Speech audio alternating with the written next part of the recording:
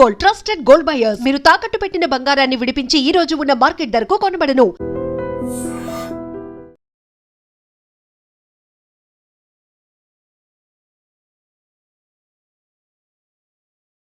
రాజస్థాన్లో అత్యంత అమానుషమైనటువంటి ఘటన జరిగింది. 13 ఏళ్ల బాలికని 30 మంది వరుసపెట్టి అత్యాచారాలు చేశారు. నిజంగా దేశం మొత్తం కూడా ఒక షాక్‌కి గురైనటువంటి ఘటన. 2, 3 రోజుల నుంచి మీడియాలో కూడా మనం చూస్తా ఉన్నాం. ఎంత దారుణమైనటువంటి ఘటన అంటే నిజంగా ఆ బాలికకు సంబంధించిన కుటుంబ సభ్యులు కన్నీళ్లు పెట్టుకుంటున్నారు. అసలు ఏడ్చి కన్నీళ్లు కూడా ఆగిపోయిన పరిస్థితి ఉంది. నిజంగా అక్కడ ఉన్నటువంటి స్థానికులు కూడా తీవ్ర ఆగ్రహంతో ఉన్నారు. ఇంత దుర్మార్గం చేస్తారు. ఆడపిల్ల ఇంట్లో నుంచి బయటకు వస్తే ఇంత దారుణంగా ఒక ఆడపిల్ల జీవితంతో ఆడుకుంటారని చెప్పి ఆ ఊరు మొత్తం కూడా రోడ్ల మీదకి వచ్చి పెద్ద ఎత్తున ఆందోళన చేసింది. సో పోలీసులు కూడా చాలా సీరియస్గా ఈ కేసును తీసుకున్న పరిస్థితి ఉంది. కేసు వివరాల్లోకి వెళితే మొన్న జూన్ 18వ తారీఖు, గత నెల 18వ తారీఖున 13 సంవత్సరాల బాలికండి ఇంట్లో నుంచి బయటకు వచ్చింది. ఇంటి దగ్గర నుంచి బయటకు వచ్చినటువంటి ఆ అమ్మాయి అంటే అదృశ్యం అయిపోయింది. 18వ తారీఖు నుంచి కనపట్ల. అయితే ఒక ఆటో వాడికి ఆ పాప కనిపిస్తే 13 ఏళ్ల బాలికకి మాయమాటలు చెప్పి అక్కడ స్థానికంగా ఉన్నటువంటి ఒక హోటల్ యజమానికి అప్పగించాడు. అప్పగించడం అనడం కంటే ఆ బాలికని ఆ హోటల్కి అప్పగించేసి డబ్బులు తీసుకున్నాడు, అమ్మేశాడు అనమాట. ఆ బాలికని అమ్మేసి ఆ ఆటో వాడు వెళ్ళిపోయాడు. అక్కడి నుంచి స్టార్ట్ అయింది అసలు ఈ కేసు. ఆ హోటల్ వాళ్ళు ఆ అమ్మాయిని చాలా దారుణంగా 2-3కి అప్పగించి వాళ్ళతో అత్యాచారం చేయించి వాళ్ళ దగ్గర డబ్బులు తీసుకుని తర్వాత ఈ హోటల్ వాడు ఇంకొక హోటల్కి పంపించడం ఆ అమ్మాయిని, అక్కడ ఇంకొంతమంది ఆ పాపం మీద అత్యాచారం చేయటం, తర్వాత వాడికి తెలిసినట్లు హోటల్ అందరూ ఒక చైన్ లింక్ కదా, వాళ్ళందరూ ఒకటే. సో ఈ హోటల్ నుంచి ఆ హోటల్ కంటే క్యాష్ చేసుకోవటం కోసం నా దగ్గర ఒక అమ్మాయి ఉంది, అక్కడ మీ హోటల్కి తీసుకెళ్ళండి, మీరు కూడా డబ్బులు చేసుకోండి, తర్వాత ఇంకో హోటల్ పంపించండి. అట్లా 13 ఏళ్ల బాలికని 4 హోటల్స్ తిప్పి 30 మంది చేత అత్యాచారం చేయించి చాలా దుర్మార్గంగా ప్రవర్తించారండి. కేవలం డబ్బుల కోసం ఈ విధంగా దారుణంగా 30 మంది వరుస పెట్టి అత్యాచారం చేసినటువంటి పరిస్థితి ఉంది. నిజంగా చాలా బాధ కలిగించే విషయం. అయితే ఈ పోలీసులు కేసు నమోదు చేశారు, దర్యాప్తు చేస్తూ ఉన్నారు. పాప స్టేట్మెంట్ రికార్డ్ చేసుకున్నారండి.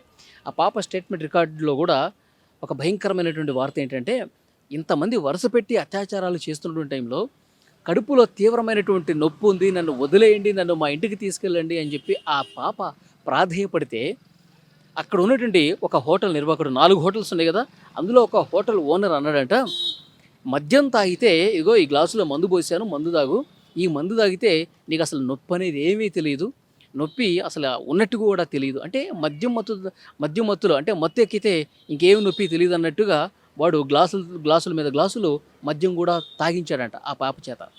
తాగించి ఇక వాడి తర్వాత వీడి తర్వాత వాడు, అట్లా 30 మంది అండి. దాదాపు 4-5 రోజుల్లో 30 మంది వరుస పెట్టి ఆ పాప మీద ఎంత అఘాయిత్యానికి చేశారంటే నిజంగా ప్రపంచంలో అసలు ఆడపిల్లల మీద ఇన్ని ఘోరాలు ఇక్కడే జరుగుతాయా అనిపిస్తుంది. ఉదయం లేచిన దగ్గర నుంచి మనం పేపర్లు చూస్తుంటాం, టీవీలు చూస్తుంటాం, అత్యాచార ఘటనలు, ఇలాంటి అమానుషమైనటువంటి చిన్నపిల్లల మీద, మైనర్ల మీద దాడి కేసులు జరుగుతూ ఉంటాయి. అయితే ఎప్పుడైతే ఈ కేసుకు సంబంధించిన వార్త బయటకు వచ్చిందో, ఆ కుటుంబ సభ్యులకి ఇన్ఫర్మేషన్ తెలిసిందో, ఆ గ్రామానికి తెలిసిందో, ఇది రాజస్థాన్లోని శ్రీ గంగాపూర్ జిల్లాలో జరిగిందండి.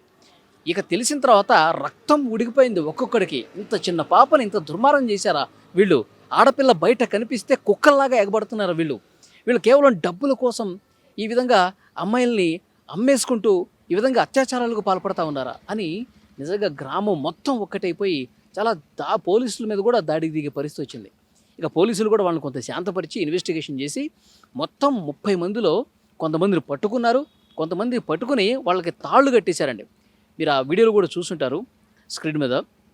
కాళ్ళకి చేతులకి తాళ్ళు కట్టేసి నడి రోడ్డు మీద కొట్టుకుంటూ తీసుకెళ్ళి వాళ్ళు పనిష్మెంట్ ఇచ్చారు. ఇక అక్కడ ఉన్న వాళ్ళందరూ కూడా ఒకటే డిమాండ్ చేస్తున్నారు, వాళ్ళని మీరు జైల్లో పెట్టద్దు, వాళ్ళని జైల్లో పెట్టి దున్నపోతుల్లాగా మేపుతూ ఉంటారు. ఈ కేసు మళ్ళీ అన్ని కేసుల్లాగే నీరు గారిపోతుంది. 13 ఏళ్ల ఒక చిన్న బాలికని, మైనర్ బాలికని ఇంత దుర్మార్గం చేశారంటే వీళ్ళకి అసలు బతికే రైట్ ఉందా? సమాజంలో అసలు వీళ్ళకి అసలు బతికేటువంటి అర్హత ఉందా? మాకు అప్పగించండి దయచేసి. మీరు తాళ్ళతో కట్టుకుని కొట్టుకుంటూ తీసుకెళ్తే ఉపయోగం లేదు సార్.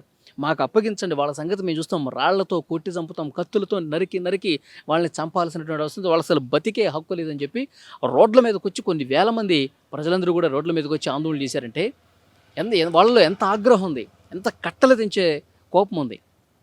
ఎందుకంటే ప్రతి ఇంట్లో ఆడబిడ్డ ఉంటుంది, ప్రతి ఇంట్లో కూడా అమ్మాయి ఉంటుంది, వాళ్ళ ఇంట్లో మహాలక్ష్మిలాగా చూసుకుంటారు. అలాంటి ఆడపిల్లల్ని ఇట్లా బయటకు వస్తే, రోడ్డు మీదకి వస్తే కిడ్నాపులు చేసేయటం, హోటల్కి అమ్మేసుకోవటం, ఆ హోటల్ వాళ్ళు ఒకటి తర్వాత ఒకడు వీళ్ళు అత్యాచారాలు చేసి నిజంగా దేశంలో ఎప్పుడు జరగల ఇంత దారుణంగా. ఇప్పుడు ఆ హోటల్ నిర్వాహకుల మీద కూడా పెద్ద ఎత్తున వాళ్ళే కదా మొత్తం చేసింది, సో వాళ్ళ మీద కేసులు నమోదైనవి.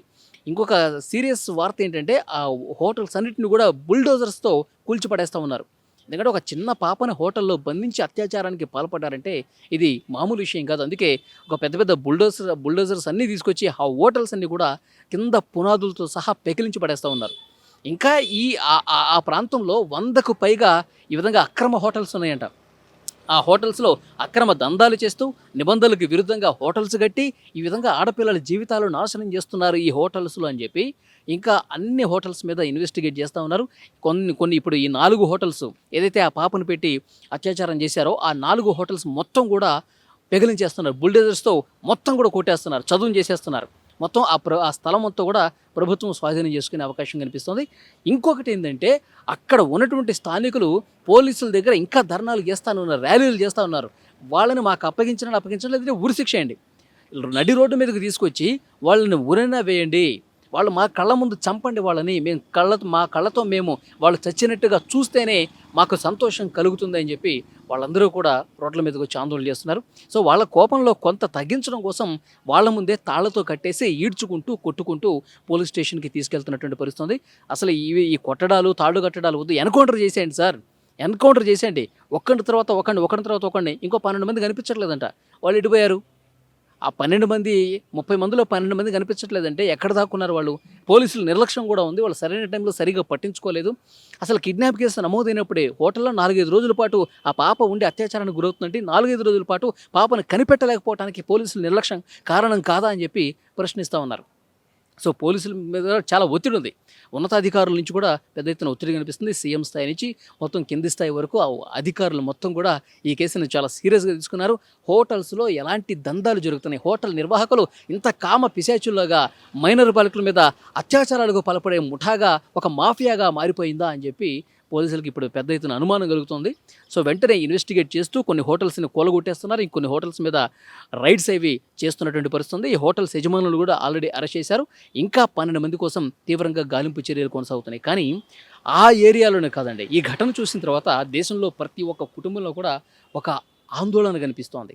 నిజంగా ఆడపిల్ల, మన ఇంట్లో కూడా ఆడపిల్లలు ఉంటారు కదా, వాళ్ళు బయటికి వెళ్తే ఇంకా సేఫ్గా తిరిగి రారా? ఆడపిల్ల ఇంటి నుంచి బయటికి వెళ్తే మళ్ళీ ఇంటికి తిరిగి వస్తుందని చెప్పి నమ్మకం లేదా? ఇంకా దేశంలో భద్రత ఏముంది, ఆడపిల్లల పట్ల వాళ్ళ రక్షణ ఏముంది? ఇదేనా ప్రభుత్వాలు చూసేది అని ఒక క్వశ్చన్ మార్క్ కనిపిస్తోంది.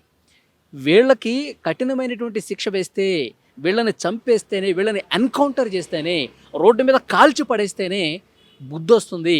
దేశంలో ఇంకా ఏ మగాడైనా సరే ఆడపిల్ల మీద చెయ్యాలంటే, బలాత్కారం చేయాలంటే, అత్యాచారం చేయాలంటే భయపడే విధంగా వీళ్ళకి కాల్చి చంపాలి. ఆ విధంగా చేస్తేనే వీళ్ళకి భయం వస్తుంది. దేశంలో ఇవన్నీ నిరంతరం జరుగుతూనే ఉన్నాయండి. పోలీసులు కొంత అరెస్టులు చేస్తున్నారు, కానీ ఇలాంటి కేసుల్లో మళ్ళీ రిపీట్గా జరుగుతున్నాయి, అత్యాచారాలు జరిగిపోతూ ఉన్నాయి. సో డెఫినెట్గా పోలీసులు చెప్తా ఉన్నారు, మేము మీకు న్యాయం చేస్తాం, బాలిక కుటుంబానికి డెఫినెట్గా న్యాయం చేస్తామని చెప్తున్నారు. కానీ ఇలాంటి న్యాయాలు వద్దు, వాళ్ళని ఎన్కౌంటర్ అన్నా చేయండి, మాకన్నా అప్పగించండి అని చెప్తున్నారు. ఇంకా అక్కడ ఉద్రిక్తతలు, ఘర్షణలు కొనసాగుతూనే ఉన్నాయి. సో ఇంకా ఫర్దర్ ఇన్వెస్టిగేషన్ ఎలా జరుగుతుందో చూడాలి. ఈ వీడియో చూసిన తర్వాత మీకేమనిపిస్తుంది? రాజస్థాన్లో జరిగినటువంటి ఈ అమానుష ఘటన, ఈ దారుణమైనటువంటి ఘటన, 13 ఏళ్ల బాలికని ఇంత దారుణంగా చేసినటువంటి ఘటన మీద మీ అభిప్రాయం ఏంటి? ఆ రాక్షసుల్ని, ఆ దొంగ వెధవల్ని, ఆ కామ పిశాచుల్ని ఏం చేయాలి? ఎన్కౌంటర్ చేయటం కరెక్టా, లేదు అంటే వాళ్ళ జీవితాంతం జైల్లో పెట్టడం కరెక్టా? ఏమంటారు మీరు? Please comment.